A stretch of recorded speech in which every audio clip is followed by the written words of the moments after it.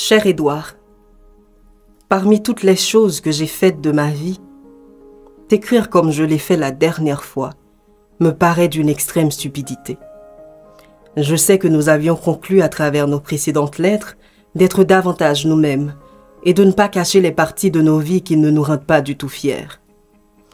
Cependant, je continue à penser que te montrer ma détresse sans me soucier des conséquences d'un tel acte ne nous a pas rapprochés, mais a créé, bien au contraire, une gêne qu'aucune empathie de ta part ne saurait dissoudre.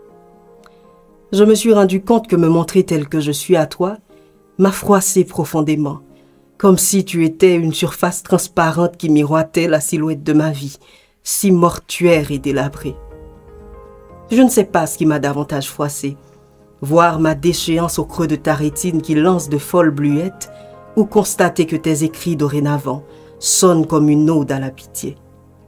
J'ai beau rechercher cette curiosité que tu me portais, celle qui me rendait si souvent mystérieuse et qui me faisait croire parfois que je me plaisais à être un labyrinthe à tes yeux, un labyrinthe dans lequel toujours tu t'engouffrais plus profondément.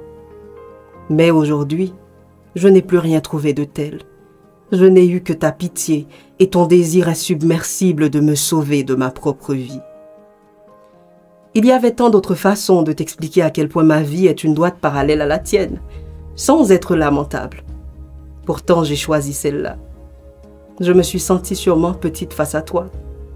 Tu as réussi si bien là où j'ai échoué, que tous ces articles que j'ai lus à ton sujet, toutes ces galeries d'art dans lesquelles j'ai vu tes œuvres exposées, tous ces visages qui s'effaraient devant toi d'admiration, me piétinaient sous la semelle massive de ta réussite. Tu es devenu un peintre très célèbre, Édouard Zény.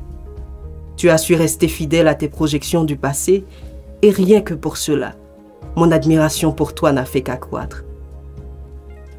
Hier, plus d'une dizaine de fois, j'ai revu cette séquence de ton passage à l'émission L'Expresso. Tu portais un costume vert sauge qui sied bien avec ta cravate et tes chaussures marron. Ta main qui dressait tes cheveux édomptables sur ton visage exhibait en même temps cette montre Rolex autour de ton poignet gauche.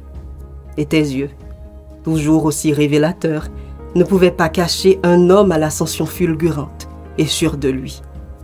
Tu as parlé de ton parcours, de ton arrivée en Amérique à 19 ans, de tes intentions premières de devenir psychiatre comme le souhaitait ta mère, et surtout de ton courage, quand il t'a fallu choisir entre la volonté de tes parents et ta passion. Tu t'es donc choisi toi. Comme je me suis sentie fière en te regardant sur ce plateau de télévision. Tu m'as demandé à mon tour de te raconter mon parcours afin de comprendre ce qui m'est arrivé. N'est-ce pas? Je ne tiens pas à t'en parler aujourd'hui. Je le ferai sûrement dans ma prochaine lettre. En attendant, je te demande une seule chose. Ne m'écris plus avec des mots abattus. Ils sont si blafards. Je n'en veux pas. Je n'en voudrais jamais. Lis.